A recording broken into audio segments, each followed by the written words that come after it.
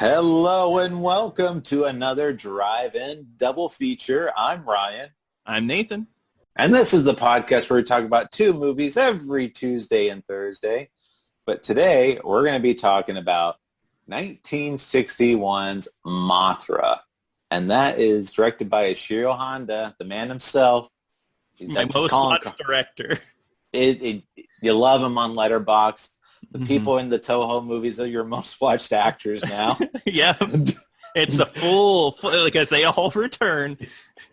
I literally almost pretty much it's so funny because we're jumping ahead, but it's so funny though. Like, when you're a kid, you don't really realize how many times they repeat actors in these movies when I was watching them. But now watching these movies back to back to back, I'm just like, oh, there's that guy. Oh, there's that guy again. Like, yeah, but it's great. I don't mind it at all, actually.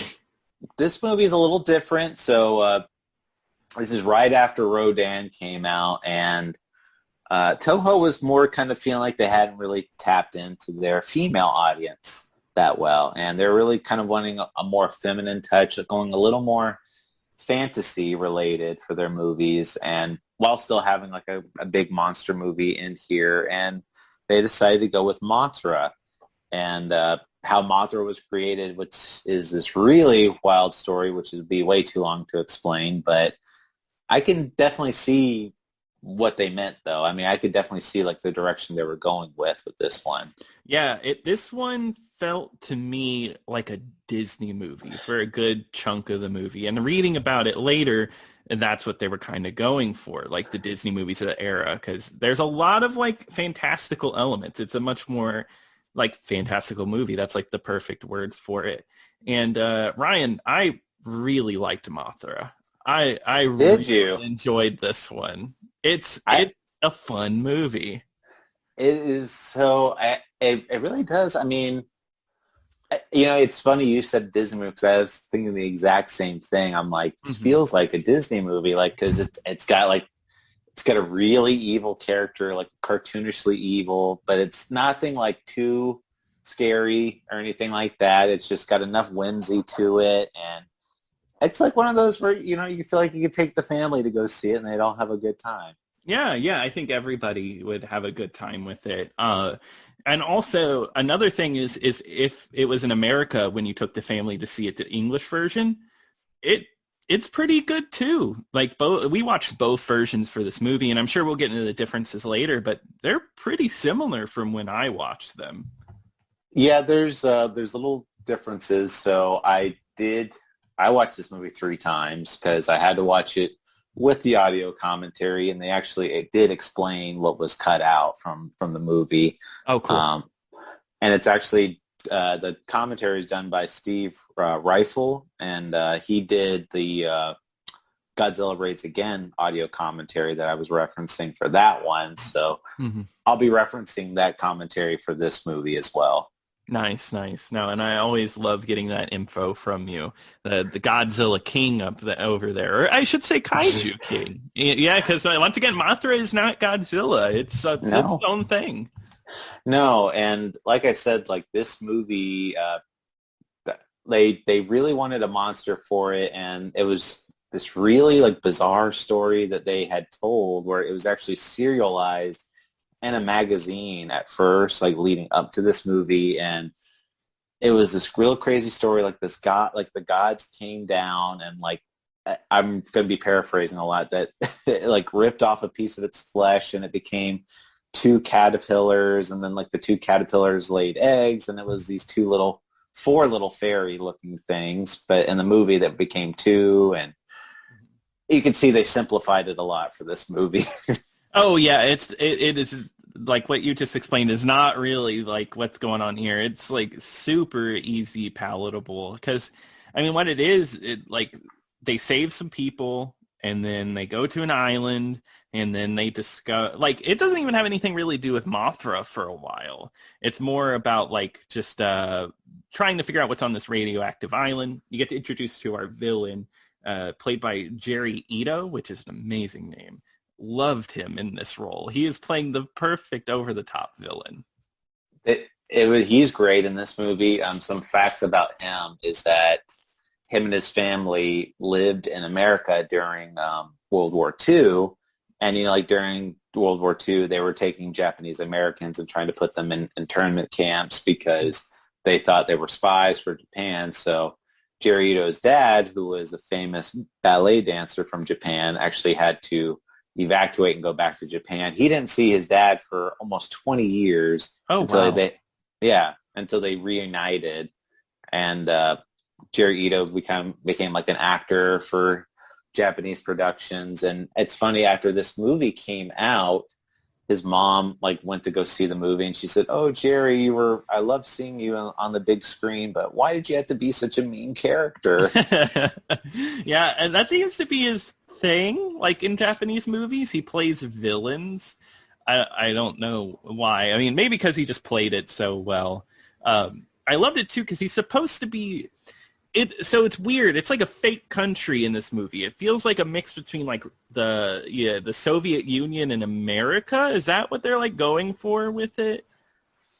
Yeah, so it was originally Yeah. supposed to be like Russia and America, but the only aspect of Russia that I got was just kind of like the uniforms that they would wear, but Hmm. 90% of it's pointing to that this is America. Yeah. Oh, America is going to exploit these little fairies. So that's what that's what they find. And this is the fantastical element of the movie, is these little fairies that they find.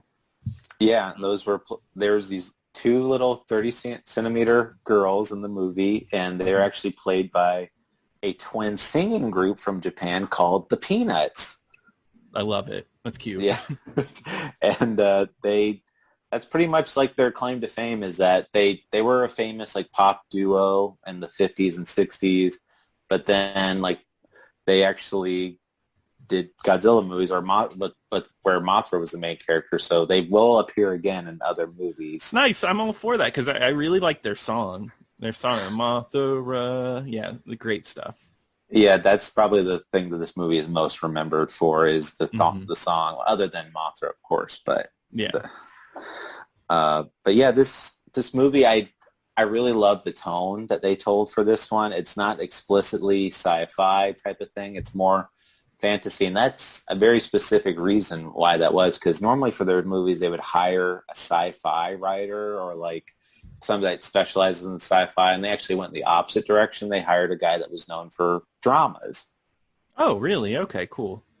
and I think that kind of helped. It didn't keep it to that hard line sci-fi one, and it shows. And the movie has a lot of really crazy imagery in there, especially like on the island and some of the creatures and stuff that they see. And this is a fact about one of the writers. I don't know if this had any effect, but apparently the writer, while doing this, it was actually a trio of writers, but one of them was actually going through electroshock therapy while he was writing it. Love it. So It they said, shows. maybe, who knows? But I actually, I really loved a lot of the imagery. Like when they actually go on the island, it's so colorful. Like especially when Mhm. the one scientist goes in the cave and you see all these like bright lights and things like Yeah. that. It looked really good. It's very vibrant. That's I think the whole movie is a really vibrant movie. Like you can think when you think of Mothra, you think about all the colors. I think they did a good job with like the what is it, Toho scope? That's what they call their Technicolor process. It's really got like a really nice look to it. A Yeah, lot of things pop. yeah. That was their answer to CinemaScope. So that was Cinemascope. just so they put that like wide on the screen. Hmm. But yeah, it looks great. I mean, it looks like a big time movie. Like when you watch it, it looks like it's really grand in scale. And Hmm. I mean, even the special effects in there I thought were pretty decent. There was a couple of like ones that were kind of weird, I guess, because it was when they do pick up the girls, like they kidnap the little fairies. It It's clearly it's just just like these little Barbie doll looking things. yeah, it looks like they're just holding Barbie dolls. And in the blue screen process, I think from like a today's viewer's perspective, it might not be to perfection, but I think for its time, the blue screen is fine. Yeah, it Yeah. worked well enough. Yeah. Uh, but some other aspects, though, I actually like. I mean, so the humans are kind of like an afterthought a lot of times in these movies, but I actually Mhm. thought the human characters were pretty good. I actually really even like the reporter character. I mean, Yeah. he's really charismatic. I mean, he's likable, and he doesn't get in the way or anything. He's not super annoying. I liked him. Yeah, I liked him. I liked his partner. She was really cool. Yeah, they just seem like bumbling photographers. I actually really appreciated them. And their boss, Takashi Shimura, shows up again, which is awesome. Like we've said before, Akira Kurosawa favorite from Akiru. Always happy to see him. And he's really funny in it too. I actually thought he had some really funny jokes. He is. He's like a stern news editor. So it's this reporter. He's kind of involving himself in the story and trying to help out in any way he can. And his boss is just like, he's basically just like J. Jonah Jameson. He's like, you know what? I need pictures of Mothra on my desk by tomorrow. Yeah, which makes, well, I don't want to get into the ending yet, but it makes the finale joke a lot funnier. It does. But yeah, there was some other stuff in there that was a little questionable too, like when they're back on the island, all the natives are in blackface again. Yeah. I'll just say what I said last time. Blackface is way different culturally in Japan, but still, it's not great to see. I mean, even in America back then, I don't think it was really frowned upon too heavily. So. No, they still did blackface in '61, yeah, for sure. So, but otherwise though, I did really like the aesthetics of like the island, like we said, with all the colors, and they even have like a little shrine to Mothra in this movie too. Yes, yeah, they do. And what I really, I really liked all of like those scenes. There's some kind of tension built up when they pick up the two women, and then like they slowly come out and they look like they're gonna kill them. And it's really funny that as soon as they put them down, the tribe's like, oh, okay, they're fine. They just wanted a better look at them, I guess, and they just walk away. Yeah, that was kind of funny because they were just like, well, as soon as they put down the fairies, they're just like, oh, okay, then yeah, we'll leave you alone now. Yeah. But then later in the movie, Jerry Ito comes back, Clark Nelson comes and steals the fairies like for good this time, and then the natives show up and they just mow them down like crazy, just break out machine guns, yeah, and just go to town. Definitely a comment on America just right there. I don't know why people don't talk about that as much. I feel like I didn't read much about that anywhere. So yeah, I mean, originally like the story, like the much longer version of the story that was in the magazine, this was actually a very highly political movie at one point, and it definitely shows. I mean, especially with the commenting on America, because they even imply that because the country in this movie is called Roliska, something like that. Well, I can't even pronounce it, but anyway. Yeah. They implied that country was the one responsible for all the nuclear testing too. So they're just pretty much just like, guys, America sucks. Yeah, this is all America's fault. But then again, that means we created an amazing monster. I think that's a success at the end of the day. Right, but but Mothra in this one at least was Mothra was not created by irradiation. So yeah, true. Which that was one thing I did like too, because Godzilla and things, and Rodan and Anguirus, they're all results of nuclear testing, and Mothra is just kind of this mythical being that's been protecting this island for centuries. Yeah, I actually really liked that Mothra was a development too. Like when you would expect Mothra to just show up and be in the movie. Well, it's actually a larva that goes around and destroys things. There's like even more buildup, but with destruction. So it makes it so the monster reveal happens later, but you still get that nice action to keep the plot going. Yeah, and Mothra is not a monster that blindly destroying things. Like Godzilla didn't really have a direction in terms of when he was on the island. He was just this monster that was just in pain, and he just wanted all this violence to stop, and just was like, just telling basically the people of Tokyo that, hey, quit with all this nuclear testing. Mm. And Mothra was just kind of like, I'm here to get the fairies, I'm getting out of here type of thing. Exactly, yeah, and that's what it feels like. I want to. The larva does more destruction than Mothra does. Yeah, well, I mean, Mothra does cause basically a hurricane at one point. Yeah, she does. She does. That is true, and I guess that's pretty devastating. I was going to say that, the costume, especially on the larva costume, since it was so low to the ground and so long, they had to make some super detailed miniatures, and they were already impressive before, but this one, they actually had it looking like a real town. Yeah, it actually looks like, because I mean, I don't have a lot of experience with Japan, right? But I've played a lot of Yakuza, and I know those cities are based on like real places in Japan, and that's exactly what it reminded me of. It was like look perfect. These miniatures are awesome, and their destruction is great. The special effects in this one are really top notch. And they were actually replicas of real towns. Perfect. Yeah, there you go.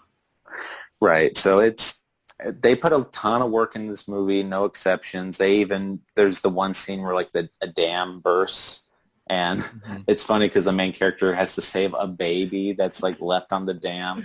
Yeah, just the baby. The imagery of this is funny because it's like a really wide shot of just a baby sitting there as water's coming at it. Baby is in a basket and it falls off of a moving vehicle, and they don't notice the baby fell off until the water's coming. And it lands right side up perfectly on the road.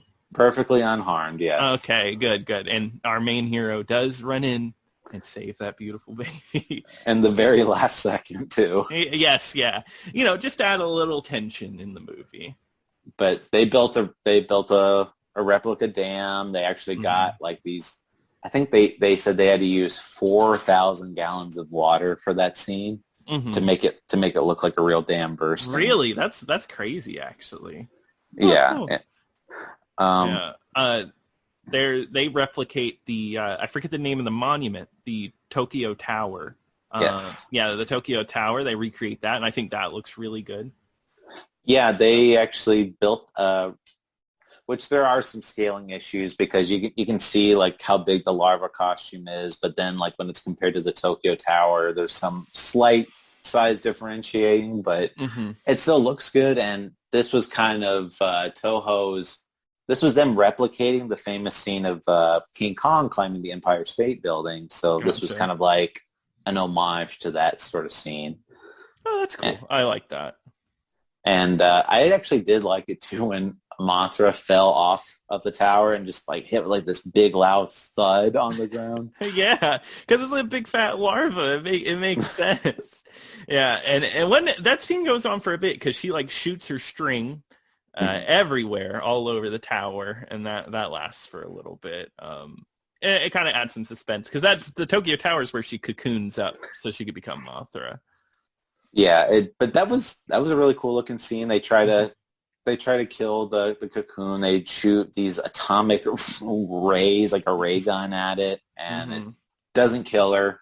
And then when it does, because Mothra really rocks your socks at first, and then you're like hoping that she takes wing at some point. yeah.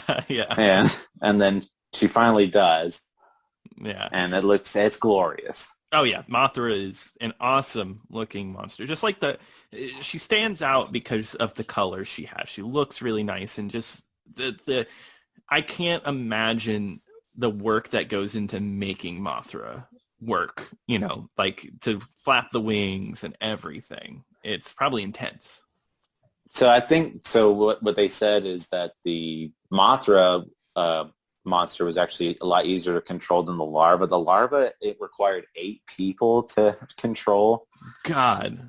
And guess what? Nakajima, Godzilla, Rodan actor, is also Mothra too. Of course. He is like a forever job. Well, at that point, like he was just like constantly getting work.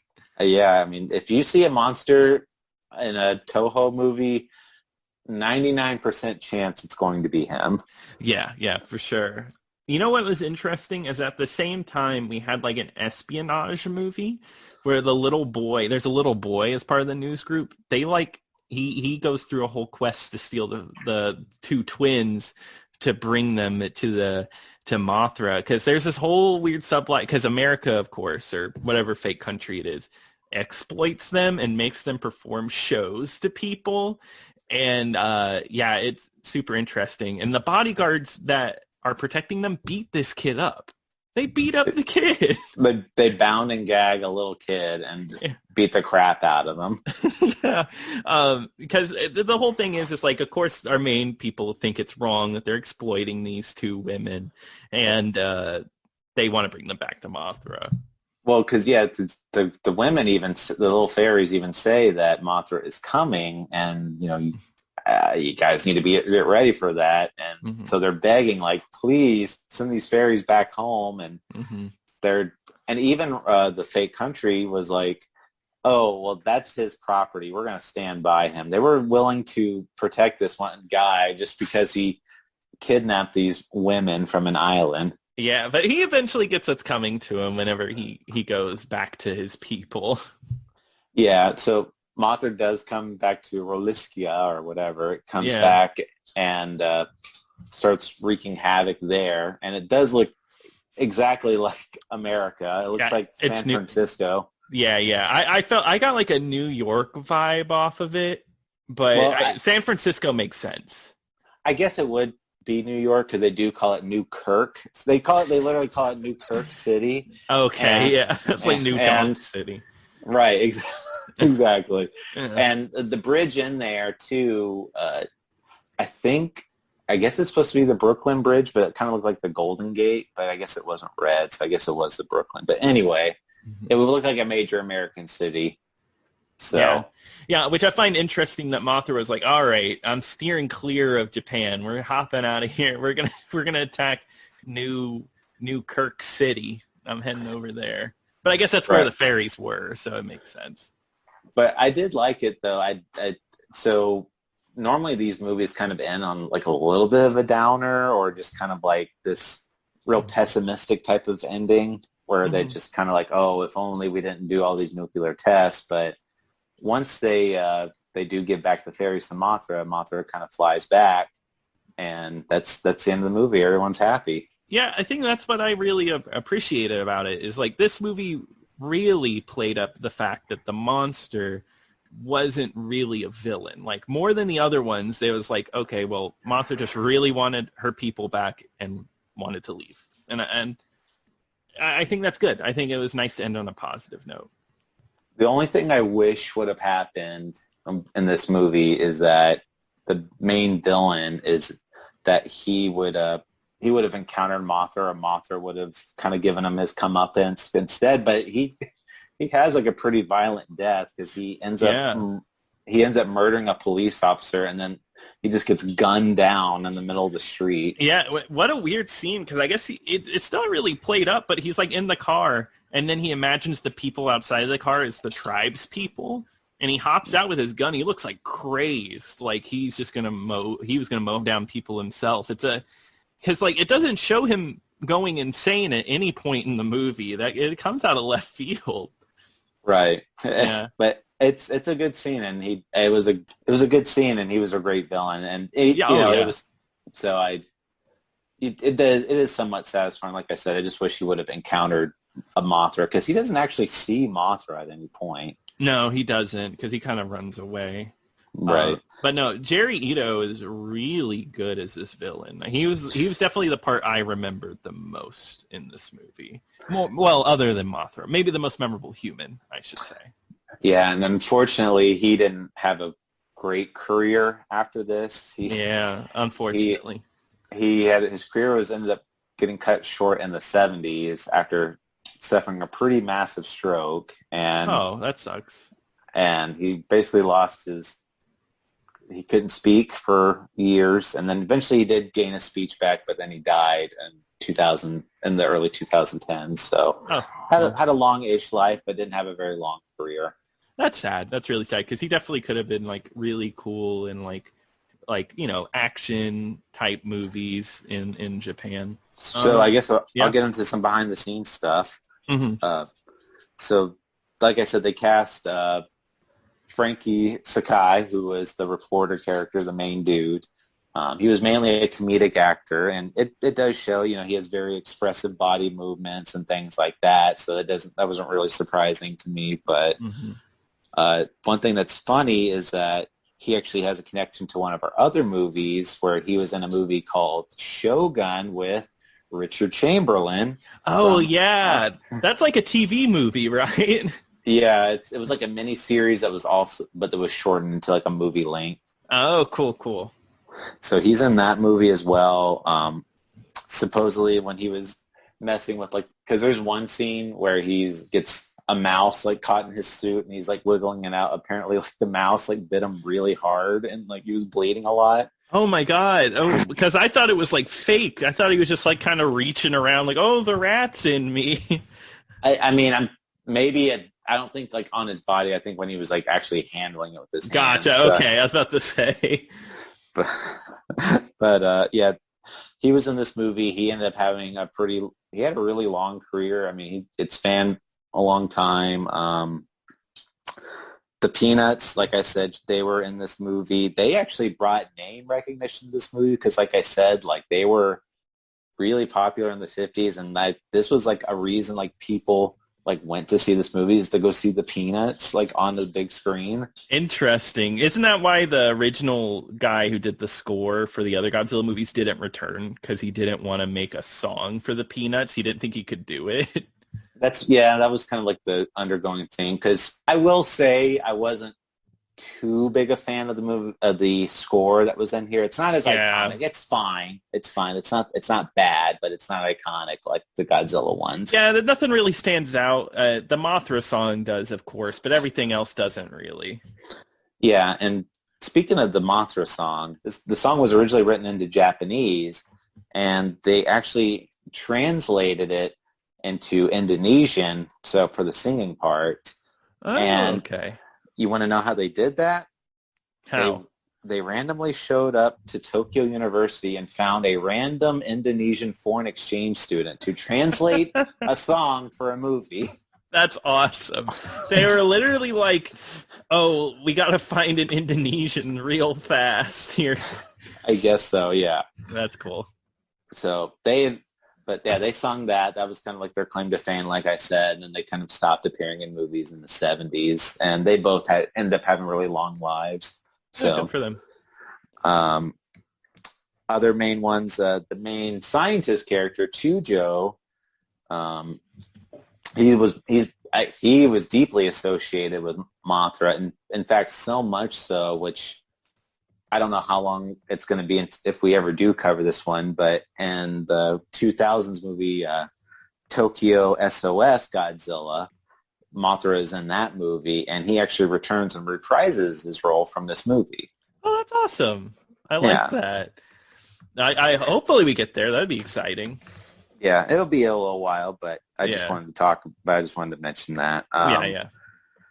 So another thing was this movie was a big hit in Japan. It did really well. It had about 9 million people that attended this movie. Not as much as King Kong versus Godzilla, but still a respectable amount of people. In America, this movie was not looked too favorably. Really? There was some good reviews where it had decent, but you could tell, like, you see, like in Japan, like Made in Japan was kind of seen like as this like B movie type of tier where it was just, they didn't really see much name value into it. And in fact, so much that Mothra was at one point called The Thing. Wow. Interesting. So, because there's even at one point where Godzilla versus Mothra was called Godzilla versus The Thing. That'd be a much different movie if it was The Thing from the John Carpenter movie. Oh, that'd be an insane movie. That'd be wacky. But that is interesting. Do you want to know how they were promoting this movie? Yes, I do.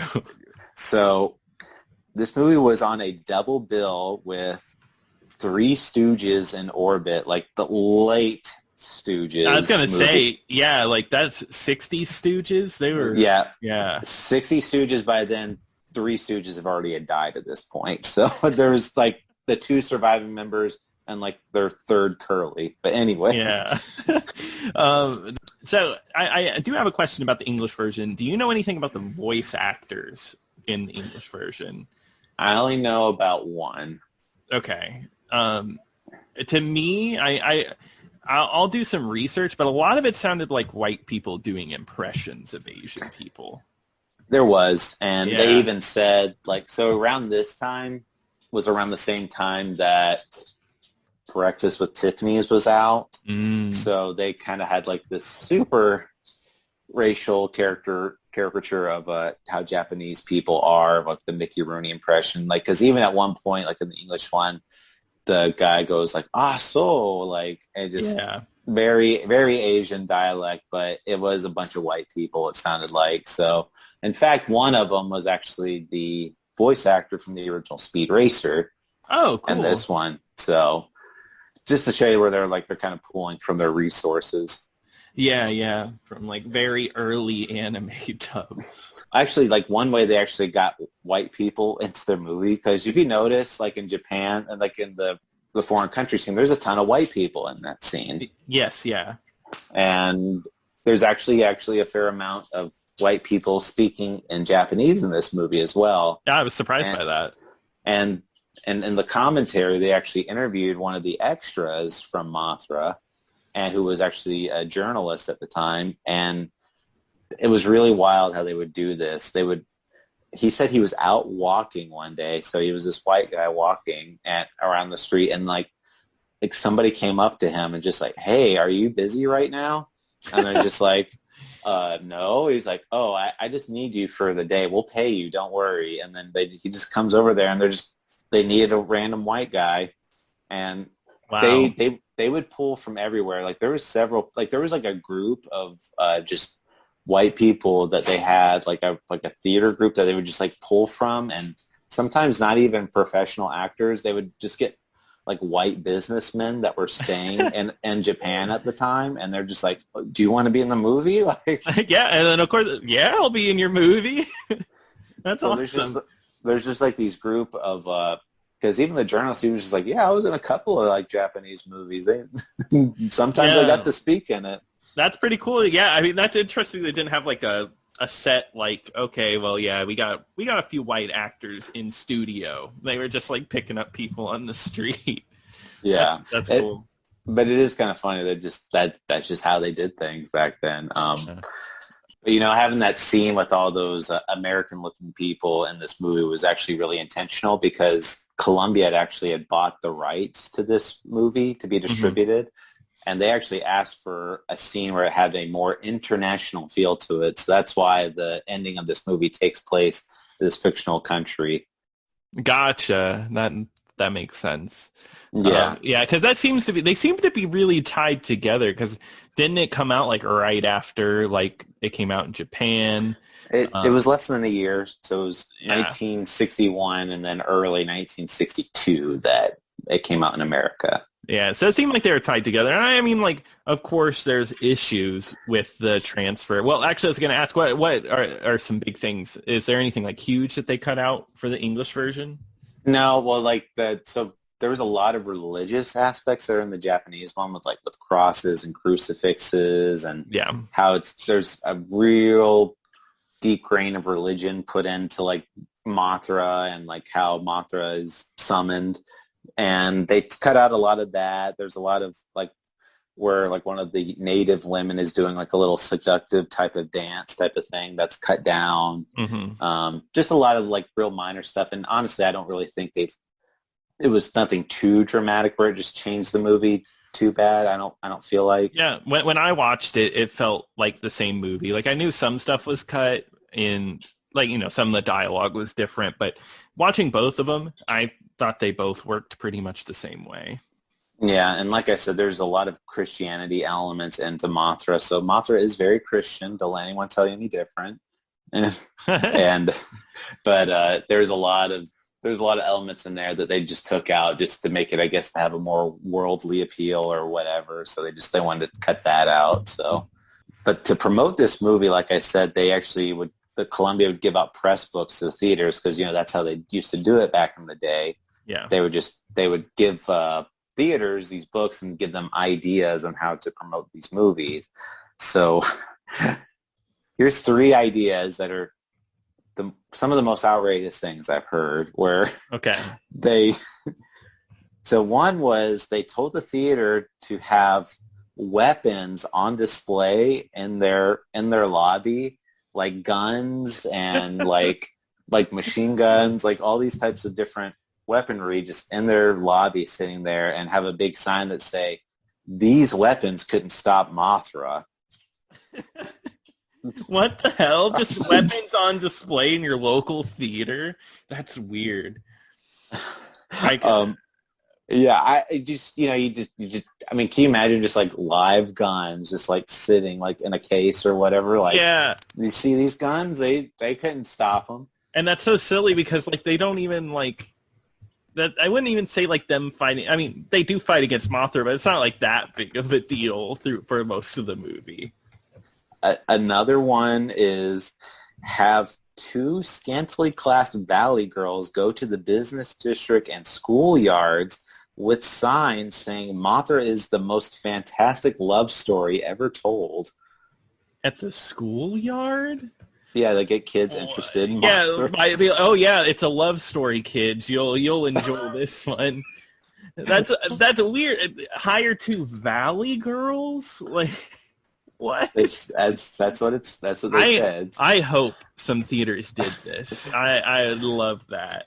You just imagine like these 2, like, okay, imagine you're at school and then these 2 like women just show up and they're just not just Mothra, but just any movie. Like, hey, you kids heard about this movie coming out? You ever heard of The English Patient? Greatest love story ever told, kids. Go see that winner. Just like Capote, some winners. Oh, they'd say, but they did that. They'd say The English Patient, the most action-packed movie you'll ever see. Yeah, it's exciting from beginning to end. Yeah. And the last thing was put radioactive materials in the theater and bring a Geiger counter to show how it works. Okay, now come on. Are they stupid? What? I mean, did they not know the long-term effects of radioactivity? I thought they would. I don't think like the way they do now, but they should have known that it's not safe to be around radio. Well, Godzilla happens because of radioactivity, so yes. I mean, like, so I don't know if they literally meant like bring radioactivity in, or did they just mean like, like get a Geiger counter to like beep at stuff and like, oh, it's radioactive or what? So I didn't know if they didn't expound upon that. They read it verbatim like that. Yeah, so. Yeah, that's what I maybe just very light radioactivity. Yeah, so it was. I just, can you imagine? Again, like I'm just trying to imagine, like you're just like at a theater and they're just like, don't go. This area's got radioactivity, guys. Check it out. Yeah, come on into the theater. We got radioactive stuff. Get mutated in our theater. It's wonderful. Yeah, get cancer. Why not? Yeah. But yeah, that's just some really wild ways. The DVD, the Blu-ray also does come with a teaser trailer, which is actually like one made by Columbia where they actually had hand-drawn artwork, but it's a black and white one too. So it was pretty neat. And okay. It's just like these hand-drawn drawings. It doesn't show you what Mothra looks like. It's just showing like a bunch of tanks attacking with this misshapen figure. Mm-hmm. And there's a full-length trailer, and again, they don't show Mothra at all. They just kind of like keep it really vague, but it's really neat to see like the video quality of what it was like back in the 60s. Yeah, no, and old trailers are really interesting anyway. They give away a lot of the plot. I don't know about this trailer. I didn't watch it, but I usually find that old trailers just are like, hey, here's a whole scene from the movie and the ending. You should go see it. Yeah.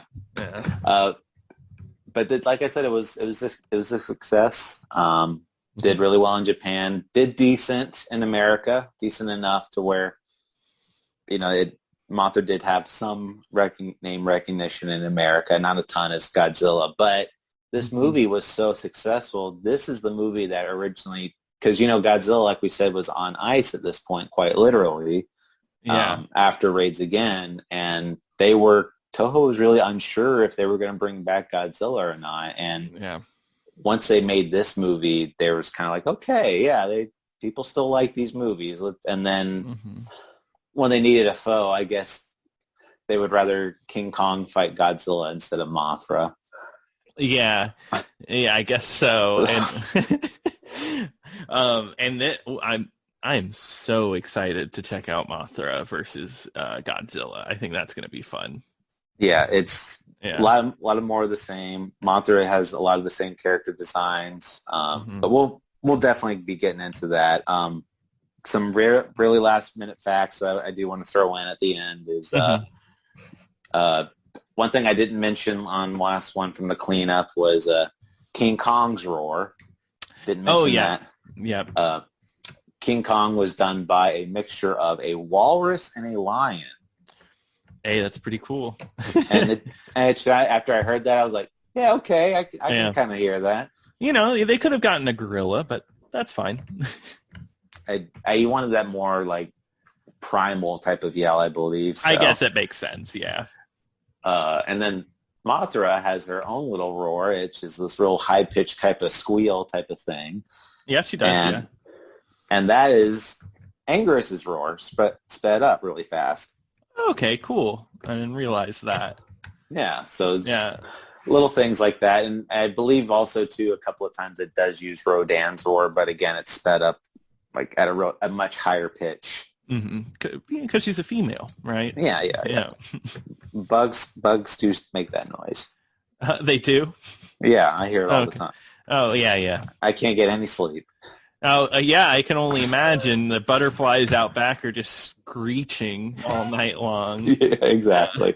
One other fact too that didn't add it, I didn't know where to throw it in, was when Mothra was climbing up Tokyo Tower, the Tokyo Tower set was actually stolen at one point after this movie was over, and it was actually repurposed for a Gamera movie. The studio from Gamera actually took this off the Toho lot and put it in the Gamera movie. These bastards. How could they? That's actually really insane that another movie studio would do that. Like, that's like a heist. Yoink. We're just going to borrow this for a while, guys. Wow. That's pretty awesome, actually. Lastly, what do you think the body count was in this movie? Oh, in this one? I don't know, because like they get to destroy a lot of like people. Yeah. 90. Very close. It's Okay. 82. 82? Okay, cool. And again, that's a rough estimate because just judging by the amount of cars, because especially when Mothra does destroy the bridge, there's a ton of cars on that bridge. Yeah, and who knows? They could have been a whole family. They could have had someone hidden in the trunk. You never know. How many people are you think are hidden in trunks right now, Nathan? Right now, not 90, maybe. Well, let me check in my car out back real quick. Yeah. See, that's a little safety PSA. Check your trunks. There's sometimes people in there. Sometimes, every now and then. Yeah. But yeah, I'm sure I'm missing off something in here. One last thing. The name Mothra was literally Mothra mixed with Godzilla and Mothra. Wow. So gotcha. Okay, so simple. Yeah, there you go. Yeah. But I think that's everything that I have to add. I'm sure I'll be hitting myself later trying to think of cleanup, but I'll go that in our next Toho episode. Yeah, usually right after an episode, you're like, I forgot this, but we got cleanup. Don't worry. But no, I mean, I really enjoyed Mothra overall. I really thought it was a fun time. I actually recommend checking this one out. You don't really, I mean, of course, watch Godzilla first, but you don't actually need a lot of context or any context going into this one. It's a good time. Yeah, and I'm actually excited if whenever we do get to that, Mothra does have her own trilogy in the 90s. Yeah. So I'd be looking forward to watching those too. Yeah. I watched one of them as a kid, so that'll be fun to revisit. I really like that. Absolutely. But Nathan, what are we going to be talking about next time? 1938's Reefer Madness. And you know what that's going to make next week? Another double feature week, another themed double feature week. So yeah, we got a couple weed movies coming up. Yep, we're going to get really high on these 2 episodes. Yeah. Not stay literally. tuned. Yeah, we're going to get high on life, high on movies. You know, we're real movie fans. I'm going to sit on my high chair. Yeah, so so stay tuned for that. Reefer Madness is free on Tubi. If you have any Mothra memories or you just have some general thoughts, opinions about the podcast, please email us at drivein-double-feature-podcast@gmail.com or follow us on Twitter at DIDFpod, where we post updates about upcoming episodes. But until next time.